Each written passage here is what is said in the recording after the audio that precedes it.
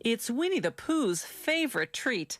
It's sweet and sticky, and it's all produced by an industrious and intelligent insect whose miniature society is one of the most sophisticated in the animal kingdom.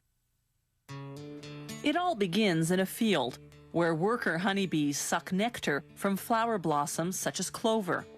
They store it in their honey sac, then return to the hive where other worker bees suck it out and chew it, breaking down the nectar's complex sugars into two simple sugars called glucose and fructose.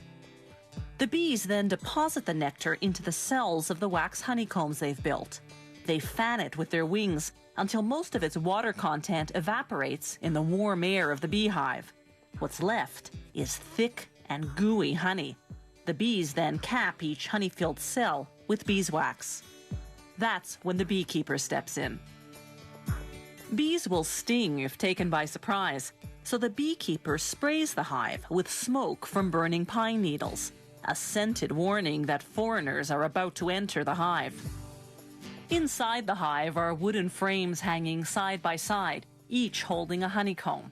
A hive can house hundreds of thousands of bees, all descendants of the prolific grand poobah of beedom, the queen bee. She's the big one in the middle.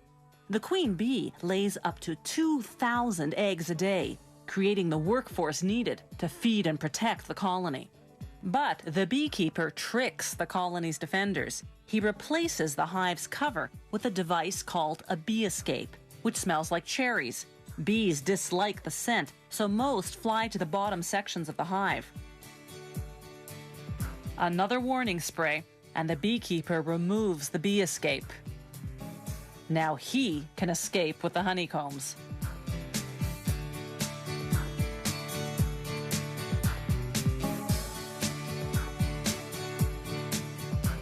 Inside the honey factory, they put the honeycomb frames on what's called an uncapping machine.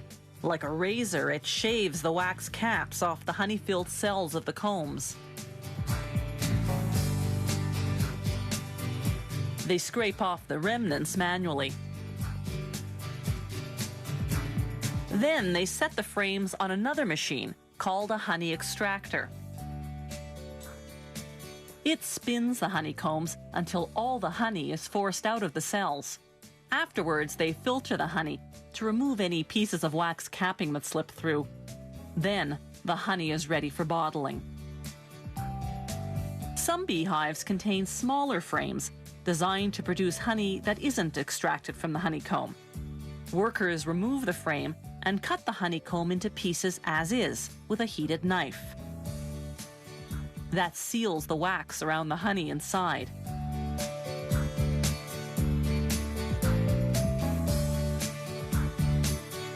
You eat it, wax and all.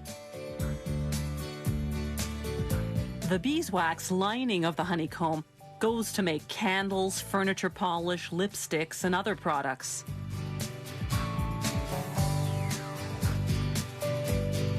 When producers have more liquid honey than they can sell, they simply let it granulate, develop sugar crystals, and turn hard and white. Then, when the orders come in, they return it to its original liquid form by heating it to 130 degrees Fahrenheit. They vacuum clean the jars.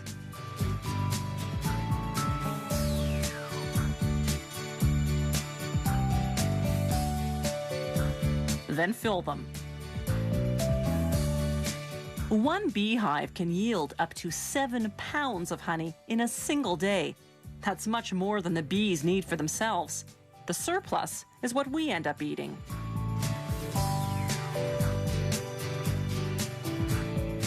Honey production today is both efficient and humane. For centuries, the only way to harvest honey from hives had been to kill the bees. Then, in 1851, an American beekeeper invented a way to get the honey, yet spare the bees. His method, with the removable honeycomb frames, is the one we still use today.